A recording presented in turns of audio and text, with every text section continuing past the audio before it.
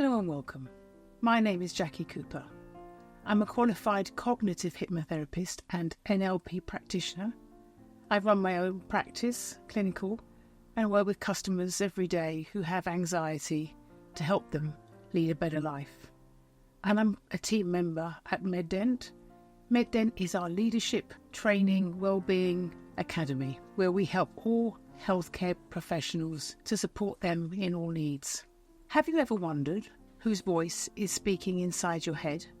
Do you know the difference between the unconscious and the conscious mind and the roles they play in your day-to-day thinking?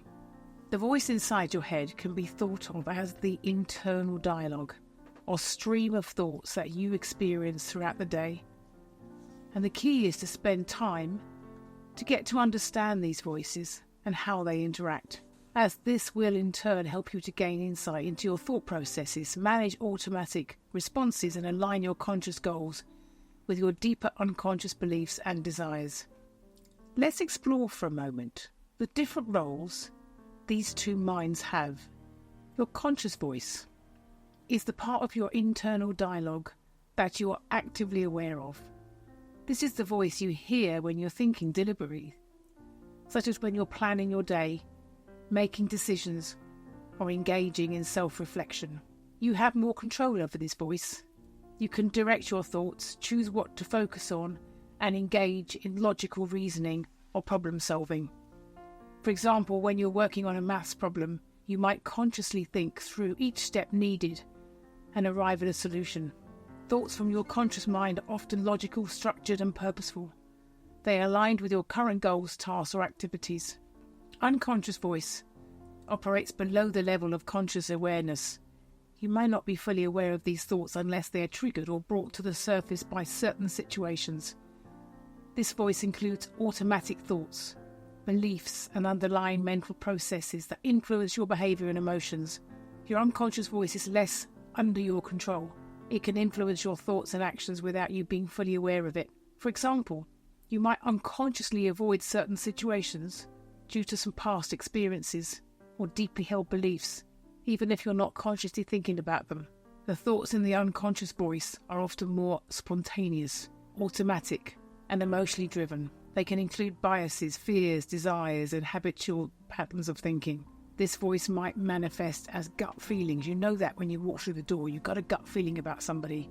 It's intuition, but it can also be self-sabotaging if you don't understand them fully. When you're making a decision, your conscious mind has a direct responsibility in making that decision, but your unconscious mind can undermine this, especially if it's got deep-rooted uncertainties about thoughts that can lead to that decision.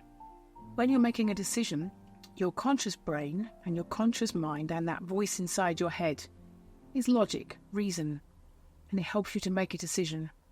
But your unconscious has subtle uncertainties that unless they are aligned, it's difficult to make a decision clearly. Your unconscious mind has past experiences, thoughts, emotions, and these can influence making a logical decision when coming together with your conscious brain.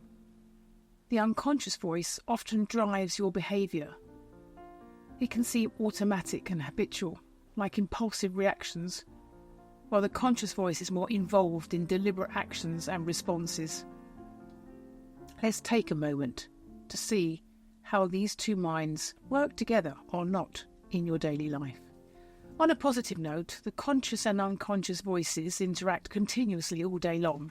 For example, a sudden strong emotion, an unconscious response, might prompt a conscious analysis of why do I feel this way? And our conscious thoughts can gradually influence the unconscious mind through repetition and reinforcement. This is how we as therapists can help clients reframe negative thoughts. Sometimes, though, these two voices can be in conflict.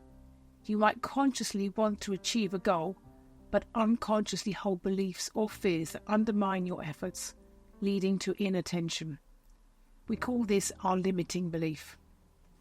So we've learned about the conscious and we've learned about the unconscious. What can we do as individuals to bring these two together? Firstly, start by understanding what both voices are trying to tell you. Every behaviour has a positive intention, and the unconscious is only trying to protect you.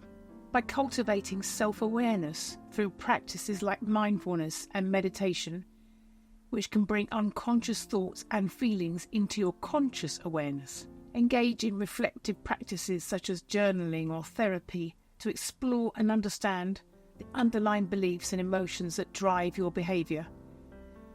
And finally, practice positive reinforcement, such as using affirmations or visualization. This can help to reprogram your unconscious mind to support your conscious goals. Thank you for your time today. I do hope you've learned more about your unconscious, your conscious, and how they affect your day-to-day life and what you can do to support a better communication. Try using some of these techniques that we have suggested today to work on bringing the unconscious and the conscious working together. If you feel that you would like more support, a one-to-one, we have many therapists at MedDent, including myself. Do reach out for support. Thank you.